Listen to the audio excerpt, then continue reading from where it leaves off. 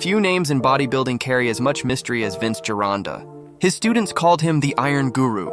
He trained some of the greatest physiques in history, yet often disagreed with almost everything the mainstream bodybuilding world believed.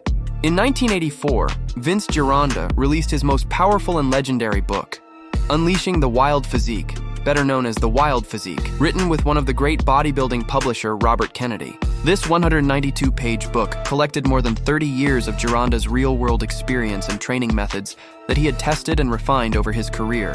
When it was published, the Wild Physique was praised as the ultimate guide to Gironda's training philosophy and is still known today as the Bible of Bodybuilding. So let's begin. This is Vince Gironda's book, The Wild Physique. There are 1,000 ways to help your body get bigger, look more impressive, or develop definition. And this book offers more of those techniques than any other single publication I have read. Once you go through all the information given in this volume, I believe you'll agree with me. Even though you may already know and practice all this information, there is one clear truth which I, known as the Iron Guru of bodybuilding, must admit. You cannot construct a physique to a greater degree than what your genetic potential allows. It is impossible. Yes, if we could choose the right parents, it would surely be a big advantage in bodybuilding. But before you go feeling upset or ashamed about your genetics, let me tell you this. Most healthy men and women with normal bone structure already have enough natural potential to build a truly magnificent body. Assuming you're in good health, what else would you need to be called a genetic superior? Well, in basketball, it's a 7-foot-tall athlete with plenty of energy. In high jumping, it's long legs and a light body. What are the genetic requirements of a bodybuilder? Wide shoulders and narrow hips are ideal, although not a necessity. Contrary to popular belief, a bodybuilder does not need big bones. In fact, medium-sized wrists, knees, and ankles are preferable. Their small size makes the muscles look even bigger. Long muscles with plenty of muscle cells are ideal. Short muscles like deficient or high calves, short triceps, or biceps that stop suddenly are a bodybuilder's biggest problem. You can improve them, but not as much as you might want. The tragedy, if it can be called that, is that a bodybuilder who has a couple of short muscles has to devote a great deal of his or her training to correct them.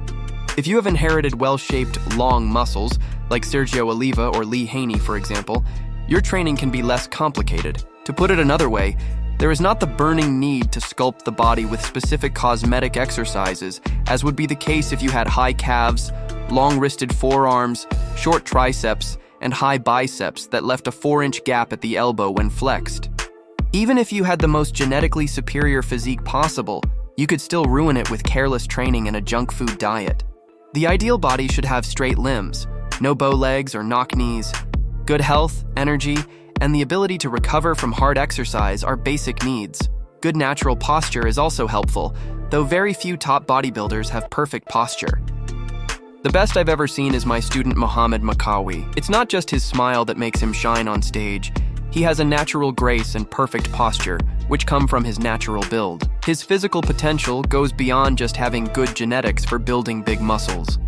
Although I began this chapter by saying that both men and women are limited by their genetics, this should not stop you from deciding to succeed, even against the odds. To date, the greatest bodybuilders are not the most genetically superior. Many have very clear faults, at least they are clear to me, but they have never allowed these weaknesses to stop their determination to succeed. Body structure flaws and muscle imbalances cannot be completely changed, but, thank the Lord, they can be hidden. Although there are many current studies which show that an athlete's strength, speed, endurance, and growth depend on genetic makeup, and no amount of training can remove a weakness in the genes, there is still hope, because as thinking human beings, we can take steps to hide our weaknesses. Incredibly, in some cases, because a bodybuilder concentrates so much on a weak aspect of his physical makeup, it ultimately becomes his strength. Curiously, the most genetically gifted people rarely reach the top. Why? Because this natural physical superiority must be married to determination, motivation, and effort. In other words, even the most gifted among us must be willing to use all of their gifts to the fullest. You have to work at it. One interesting genetic fact is that a person can inherit the ability to build a great physique in only one part of his or her body, and not in another. Many men and women, especially blacks, have great potential for building strong, well-shaped arms and shoulders, but building the calves seems almost impossible. Because of genetic factors, the upper body has a large number of muscle cells, while the calves are just a small bunch of muscles that, in most cases, no amount of training can change much. The most important sign of muscle building potential, though hard to measure like muscle cell count, is the amount of testosterone, the male hormone, in your body. This is why many bodybuilders believe it is necessary to take artificial hormone drugs like testosterone and anabolic steroids. Your genetic makeup is the limiting factor in your training. That's the bad news.